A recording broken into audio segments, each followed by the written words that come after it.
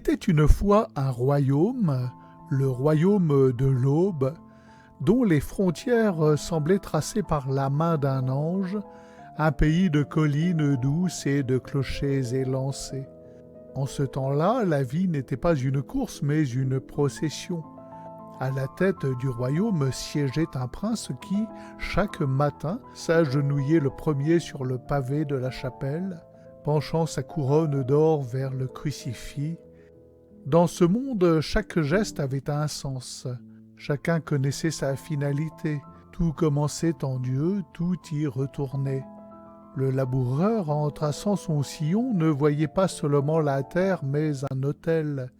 En semant le grain, il murmurait une prière, sachant que la récolte n'était pas un dû, mais une grâce. Les repas étaient des rituels de reconnaissance. On ne s'attablait jamais sans avoir béni le pain, ce pain dont le goût était celui de la vraie liberté. Car le prince ne prélevait que le strict nécessaire pour que les ponts soient solides, les routes entretenues, les écoles bien chauffées et les malades soignés. Les cités étaient des hymnes de pierre. Les sculpteurs passaient des années sur un seul chapiteau, non pour la gloire d'un musée, mais pour l'œil de Dieu qui voit tout. L'art n'était pas une marchandise, mais une ascension. Dans les écoles, on n'apprenait pas aux enfants à devenir des outils de production, mais des âmes claires, attirées par le bien et le beau. La solidarité n'était pas un impôt froid, mais une main tendue. Quand une grange brûlait, tout le village la reconstruisait avant le coucher du soleil, en rendant grâce pour l'épreuve qui avait soudé les cœurs. Le dimanche, le royaume se tendait d'un seul homme vers le Créateur. Du plus humble berger au prince lui-même, tous se retrouvaient sous les voûtes de lumière. La louange montait unanime, puissante, tel un fleuve d'or retournant à sa source. On aimait la vie parce qu'on savait qu'elle n'était que le prélude d'une fête plus grande encore. Mais dans le repli de la nuit, au sein de loges drapées de tentures sombres, des hommes dont l'orgueil ne supportait pas de genoux fléchis complotèrent. Ils haïssaient ce bonheur simple qui leur échappait. « Voyez ces imbéciles » ricanait le grand architecte de l'ombre. « Ils remercient un Dieu qu'ils ne voient pas et servent un prince qui les protège. Brisons l'autel et le trône tombera. Apprenons-leur à se regarder eux-mêmes au lieu de regarder le ciel. » Ils s'introduisirent dans le royaume comme une brume rampante. Ils ne parlèrent pas de haine, mais de libération. Ils chuchotèrent aux paysans que le prince les volait, aux femmes que leur foyer était une prison, aux artistes que la beauté était une chaîne. Ils enseignèrent que la souffrance était un scandale et que le plaisir immédiat était le seul paradis. Peu à peu, le murmure devint un cri. La foule, enivrée par des promesses de droit sans devoir, marcha vers le château. Le prince sortit sans armure. Les mains ouvertes, il fut abattu alors qu'il commençait une dernière prière pour ses bourreaux.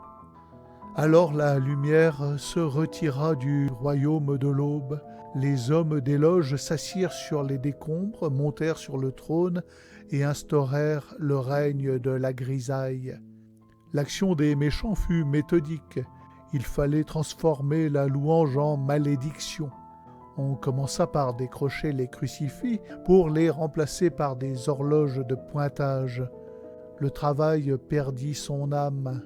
Transformé en salariat, il devint une torture quotidienne pour payer des dettes que les loges créaient par magie bancaire. Les mains qui autrefois bénissaient le pain se mirent à se crisper sur des outils de fer dans des usines sans fenêtres. La finalité de l'homme fut changée. Il n'était plus une créature de Dieu, mais un consommateur de néant. On poussa les mères dans les bagnes du bureau pour qu'elles n'aient plus le temps d'apprendre le signe de croix à leurs enfants. Le paysan, désormais esclave des banques et de la chimie, vit sa terre mourir. Dans sa détresse, il ne leva plus les yeux vers le ciel pour demander la pluie, mais il serra les poings contre les nuages. Bientôt, le blasphème devint la langue officielle. On maudissait le voisin, on maudissait le travail, on maudissait la vie qui n'était plus qu'un fardeau. Les églises devenues vides et froides furent transformées en lieux de débauche ou en musées pour touristes égarés. L'art se fit hideux, obscène, pour bien signifier à l'homme qu'il n'était qu'une bête évoluée, promise au néant. Le soir, au lieu des chants de louanges, on n'entendait plus que le ricanement des écrans et le cri des âmes esseulées. La solidarité avait fait place à une guerre de tous contre tous, orchestrée par les loges qui s'engraissaient de cette discorde. Les hommes privés de Dieu se mirent à adorer l'État, l'argent et leurs propres reflets, tout en maudissant le vide abyssal de leur existence. Pourtant, dans les caves, dans les forêts et sur les mers lointaines, de petites flammes résistaient. La fin n'est pas encore écrite, espérait-on secrètement. De telles paroles ne pouvaient être prononcées publiquement sous peine de mort. Il était interdit d'espérer. Tandis que les loges célébraient leur triomphe apparent dans les palais de verre et de fer, une vie invisible semblable à la sève hivernale s'organisait dans les replis du royaume. Car si les méchants avaient pu briser les autels, ils n'avaient pas encore trouvé la clé des cœurs où le prince avait laissé son sceau. Dans les caves voûtées des faubourgs, dans les granges reculées où l'on sentait encore l'odeur du foin et de la bête, de petites communautés se réunissaient à la lueur des chandelles. On les appelait les veilleurs. Là, loin des écrans, loin des slogans blasphémateurs, le monde reprenait ses couleurs. On y parlait à voix basse le langage de la louange. Les mères y apprenaient à leurs enfants les chants anciens, ces mélodies qui font trembler les murs de la prison matérialiste. Ces résistants vivaient une existence double, citoyens dociles en apparence dans la grisaille des bureaux. Ils devenaient rois et reines dès qu'ils s'agenouillaient ensemble. Leur prière n'était plus seulement une demande, elle était un acte de guerre spirituelle. Chaque pater, chaque ave agissait comme une fissure dans le dôme de plomb imposé par les loges.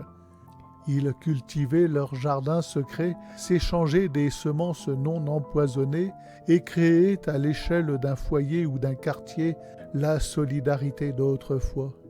Mais surtout, ces veilleurs vivaient dans l'attente du grand retour. Une rumeur courait plus vive que le vent du large. Le sang du prince versé sur les dalles du château n'avait pas été bu par la terre en vain. On disait que dans un lieu n'existant sur nulle carte des loges, la lignée royale était préservée et qu'un héritier portant l'épée de la justice et le manteau de la miséricorde préparait son retour. Les âmes éclairées racontaient que le prince reviendrait au moment où la grisaille semblerait totale. Là où les hommes épuisés de maudire n'auraient plus la force de crier, il reviendrait comme la lumière qui dissipe la brume. À son approche, les échafaudages des loges s'enflammeraient d'eux-mêmes, car le mensonge ne peut supporter l'éclat de la vérité. On disait que ce jour-là, les cloches qui s'étaient tues se remettraient à sonner d'un seul élan, sans personne pour en tirer les cordes. Le béton se fendrait pour laisser croître le lys, et le travail redeviendrait fête. Ce jour vint plus tôt qu'on ne l'imaginait. L'héritier surgit comme un soleil levant, armé non de fer mais de vérité. La prière monta et fit écrouler le dôme des loges qui s'effondra sous le poids de ses propres mensonges. Les comploteurs, aveuglés par la lumière, s'enfuirent comme des ombres chassées par l'aube. Le royaume lavé de sa grisaille renaquit en un instant. Les usines se muèrent en ateliers joyeux. Les mères reprirent leur place au cœur des foyers illuminés. Les champs refleurirent sous les mains reconnaissantes. La louange remplit à nouveau les cieux, et le royaume de l'aube brilla plus fort qu'avant, car l'épreuve avait purifié les âmes. Le prince régnait à nouveau, guidant son peuple vers une harmonie céleste, où le bonheur n'était plus une illusion, mais une éternité partagée. Toute similitude entre ce royaume et l'un ou l'autre pays que vous connaissez est fortuite. Abonnez-vous, cliquez sur tous les trucs en bas, visitez le Tipeee pour soutenir notre croisade autour du monde, et à demain peut-être. Christ, sauve-nous, Christ, sauve-nous, roi de France. Christ, sauve-nous, Christ, sauve-nous, Christ, sauve-nous, roi des rois, Christ, sauve-nous.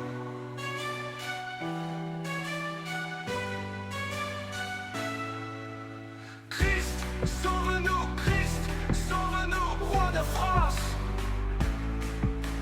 Christ, sauve-nous, Christ, sauve-nous, Christ, sauve-nous, roi des rois, Christ, sauve-nous.